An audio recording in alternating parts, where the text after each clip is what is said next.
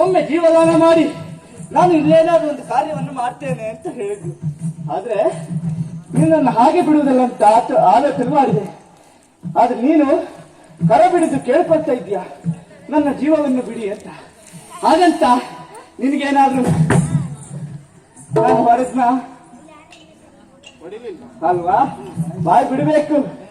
ಹಾಗಂತ ಕತ್ತಿಯಲ್ಲಿ ನಿನ್ನನ್ನ ಅಲ್ವಾ? ಏನು ಮಾಡಲಿಲ್ಲ, ಜೀವ ಬಿಡಿ ಅನ್ನೋದು ಒಂದೇ ಶಬ್ದ ಕೇಳುದು. ಹಾಗಾದ್ರೆ ನಿನ್ನನ್ನು ನಾನು ಜೀವದಾನ ಮಾಡ್ತೇನೆ. ನನ್ನ ರಾಜ್ಯದಲ್ಲಿ ನೀನು ನಾನು ಕೊಟ್ಟಂತ ಕಾರ್ಯವನ್ನು ಮಾಡ್ತೀಯಾ ಎನ್ನುವ ಭರವಸೆ ಉಂಟು. ಹಾಗಂತಾದ್ರೆ ನೀನೇನು ಹೇಳಿದೆಯಲ್ಲ, ನೀನ್ ಯಾರಂತ ಹೇಳಿದೆ? ಹೆಣ್ಣು ಅಲ್ವಾ? ರಕ್ತಕೇಶಿ ಹೆಣ್ಣು ಹೌದು. ಆದ್ರೆ ನಮ್ಮವರೆಲ್ಲ ಹೆಣ್ಣು ಈ ರೀತಿ ಕಾಣುವುದಿಲ್ಲ. ಇಲ್ಲಿನ ಹೆಣ್ಣು ಮಕ್ಕಳು ವಿಶೇಷವಾಗಿ ಕಾಡ್ತಾರೆ. ಹೌದು, ಅದಕ್ಕಾಗಿ ನಿನ್ನನ್ನು ಹೇಳಿದ್ದು ಹೆಣ್ಣಿನ ರೂಪ ಯಾವುದೂ ಇಲ್ಲ ಅಂತ. ಒಮ್ಮೆ ನಾನು ನೋಡುವುದಾದ್ರೆ ನನ್ನ ಅಂತದೆ ಹಾಗೆ ನಿನ್ನ ಚೆಲುವಿಗೆ ನಾನು ಎಲ್ಲಾದ್ರೂ ಮನಸ್ಸೋರುವುದು ಉಂಟೇನೆ. ಅಪ್ಪಪ್ಪ ಆಶ್ಚರ್ಯ ಅದು. ನೋಡಲ್ಲಿ ಎಲ್ಲ ಆ ಕಡೆಯಲ್ಲಿ ಕುಳಿತಿದ್ದಾರಲ್ಲ, ಅವರು ನಿನ್ನನ್ನು ನೋಡಿದ್ರೆ ಇಲ್ಲಿಂದ ಓಡ್ತಾರೆ. ಹುಲ್ಲು ಕಿಕ್ಕಿಲ್ಲ ನಾನು ಇರದಿದ್ರೆ ಮತ್ತೆ ನೀವು ನಮ್ಮನ್ನು ಉಳಿಸ್ತೀರಾ? ಉಳಿಸಿದೇ ಇಲ್ಲ. ಹೊರತಾಗಿ ಹೇಳ್ತೇನೆ, ಹೆಣ್ಣು ಅಂತ ನೀನು ಹೇಳ್ತಾ ಇದ್ಯಾ, ಅದನ್ನು ನಾನು ಸರಿಯಾದ ರೂಪದಲ್ಲಿ ಮತ್ತು ಕಾರ್ಯರೂಪದಲ್ಲಿ ಒಪ್ಪಿಕೊಳ್ಬೇಕು ಅಂತ ಆದ್ರೆ ನೀನು ಹೆಣ್ಣಿನ ರೀತಿಯಲ್ಲಿ ನಡೆದು ತೋರಿಸ್ಬೇಕು. ಮತ್ತೆ ನಾನು ಕೆಲಸ ಕೊಡ್ಬೇಕಲ್ಲ ನಿನಗೆ. ಹಾಗಾದ್ರೆ ಒಮ್ಮೆ ನಡೆದು ತೋರಿಸ್ತೀಯಾ? ನಾನು ಆ ಕಡೆ ನಿಲ್ಲುದ? ನೋಡ್ತೇನೆ.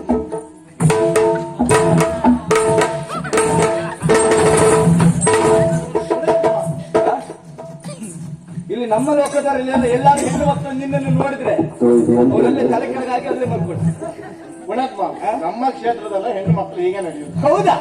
ನಿಮ್ಮ ಕ್ಷೇತ್ರದಲ್ಲ ಆಯ್ತು, ನಮ್ಮ ಕ್ಷೇತ್ರದಲ್ಲಿ ಹೀಗೆ ನಡೆಯುವುದಿಲ್ಲ.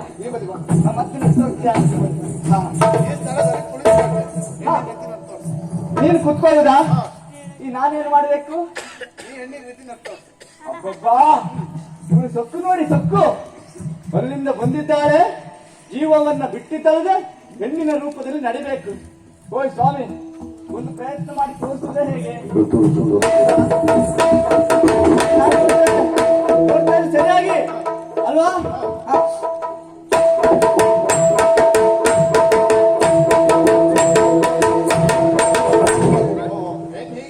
ಹೌದಪ್ಪ ನಮ್ಮ ಲೋಕದಲ್ಲಿ ಹಾಗೆ ನಡೆಯುದು. ನಿಜವಾಗಿ ನೀನ್ ಬೇಕಿತ್ತ?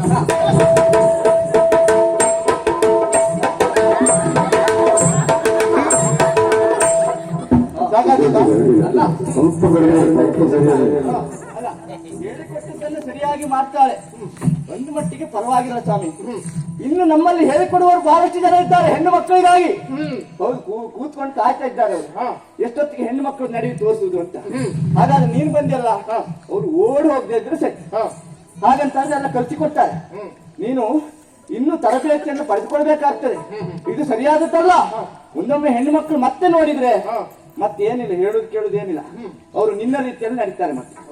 ಹಾಗಾಗಿ ನಿನಗೆ ಕಾರ್ಯವನ್ನ ಒಪ್ಪಿಸಿದ್ದೇನೆ. ಹಾಗಂತ ಇದು ಬಾರ ಅಪ್ಪಪ್ಪ ನೀನು ಸೋಕೆ ಯಾಕೆ ಹೇಳುವುದರೊಳಗೆ ಹೋಗಿ ಆಯ್ತು. ಕಾರ್ಯ ಒಪ್ಪಿಸಿದ್ದೇನೆ. ಕಾರ್ಯ ಒಪ್ಪಿಸಿದ್ದೇನಲ್ಲ ಇನ್ನುಂಟು, ಹೋಗಿ ಹಾಗೆ ಓಡುದಲ್ಲ. ಮುಗಿಲಿಲ್ವ ನಿಂದಿನ? ಇಲ್ಲ, ನಂದಿನ ಮುಗಿಯುವುದಿಲ್ಲ. ಬೇಕಾದ್ರೆ ಬಡವರಿಗೂ ಹೀಗೆ ಹೇಳ್ತೇನೆ, ಮುಗಿಸುವುದೇ ಇಲ್ಲ. ಹಾಗಂತ ನಿನಗೆ ಕಾರ್ಯವನ್ನ ಒಪ್ಪಿಸುತ್ತೇನೆ. ಸರಿಯಾದ ರೂಪಕ್ಕೆ ಸರಿಯಾದ ಸಮಯಕ್ಕೆ ನಾನು ಕರೆದ ತಕ್ಷಣ ಇಲ್ಲಿವರೆಗಾಗಿ ನೀನು ಬರಬೇಕು. ಆಚೆ